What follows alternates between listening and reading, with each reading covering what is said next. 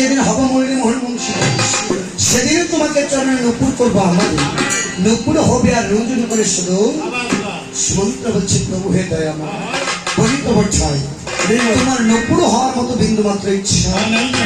কেন জানো তারপরে তোমার দুই চরণের নুপুর দুইজন হয়ে বসে কর্ণমণি আর তার কোনো বিশ্বাস সভামণি বলিত বর্ষায় দুইজন দুই চরণে আছে আমার তো আর থাকার জায়গা নাই তাই বলছে সুমন্ত্র তবে কি করবো জানিস ওরে তারপরে চোখে করবো